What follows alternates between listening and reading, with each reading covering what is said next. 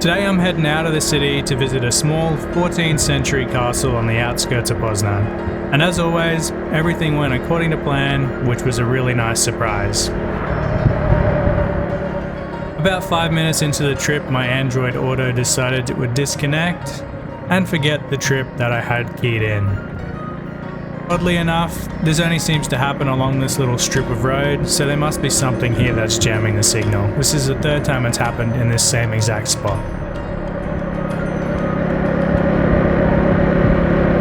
Although I visited this castle quite a few times already, I decided to pull over and sort things out, just to make sure that my phone hadn't fallen out of my pocket.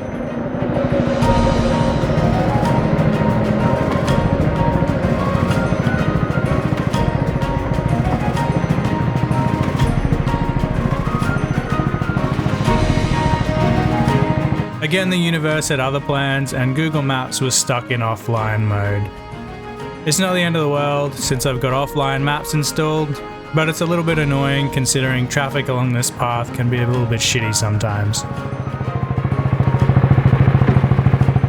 So after sorting out all of that drama, I moved on again, and a couple of minutes down the road I got stuck at a train crossing, waiting quite a long time for a couple of coal trains to go past. I'm hoping that's all of the troubles out of the way for this little trip.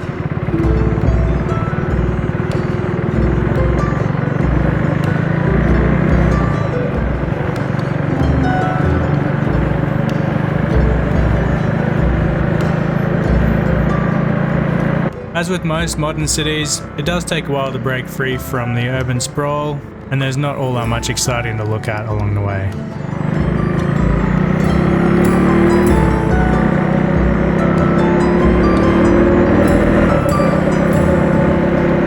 To continue with the theme of today's trip, it didn't take long before I noticed the next problem.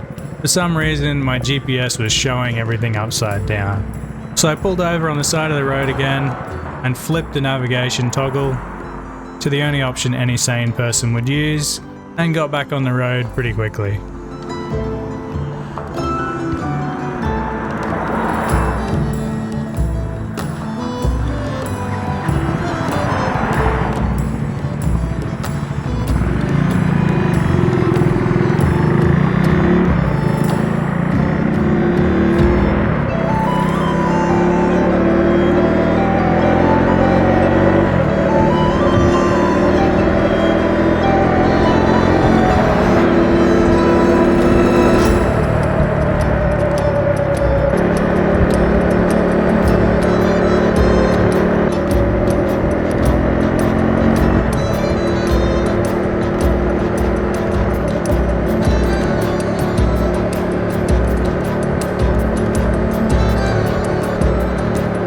While we cruise through the small villages on the way to Kórnik to visit the castle, I'll give you a quick little history lesson about how the castle was actually created. It was originally built in the late 1300s as a defensive fortification surrounded by a moat, which still exists today, though most of the original structure was destroyed over the years, with almost the entire current structure built between 1840 and 1891, so it is kind of a modern castle in the scheme of things. Interestingly, during the German occupation of Poland in World War II, between 1939 and 1940, there was a secret printing house of the Polish resistance hidden within the castle. Personally, it seems like a pretty easy target, but I don't know too much else about the history. So apart from the castle, the main square of Kórnik is actually pretty nice as well, though it's currently Easter Saturday, and it's probably the busiest day to come here, considering everyone is heading out for church for Easter celebrations.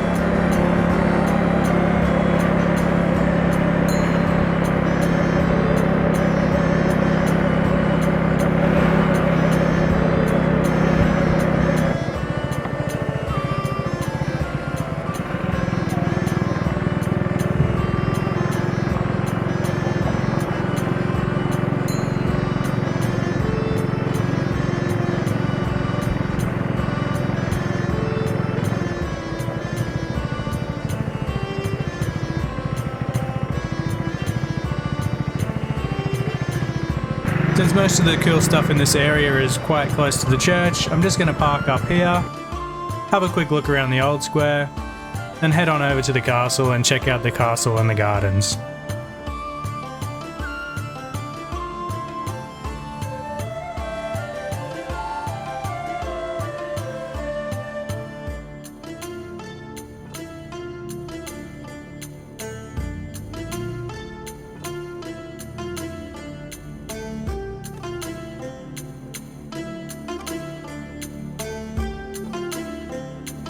Of all the churches that I've seen over the years, this is probably one of the coolest because it reminds me a lot of a castle, more so than a church.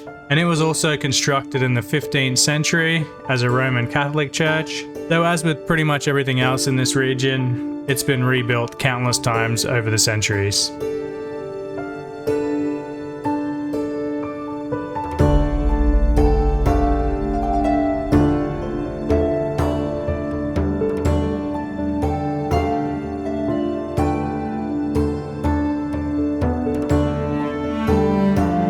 As is typical with most castles, Kórnik Castle also has its own ghost story about the White Lady who comes down from her portrait at midnight riding on a black horse in her white dress together with another black rider, and as soon as the sun rises, she's gone.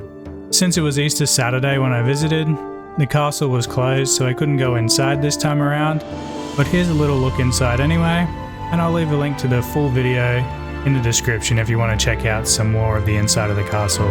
It's a pretty good video and it gives you a nice look at how everything is. See the portrait of the White Lady as well.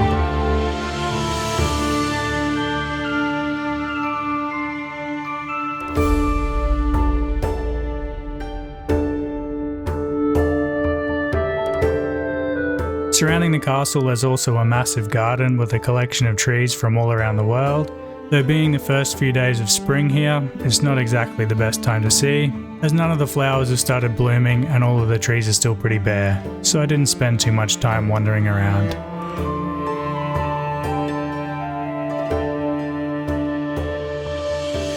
On my way back to my bike, I had a really quick look at the lake, then decided to head out of town to check out a really big oak tree somewhere in the southern patch of forest.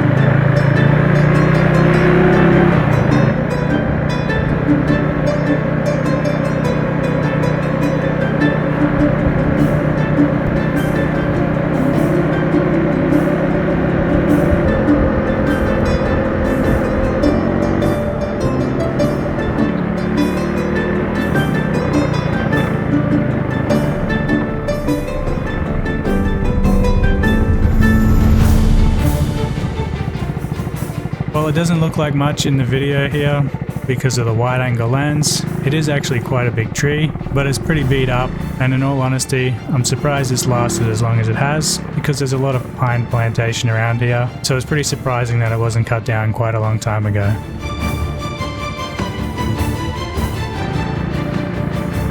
And while I'm down here, I'm just going to rip a few forest trails to see what else is around. It's pretty much the main reason I made this trip down here anyway.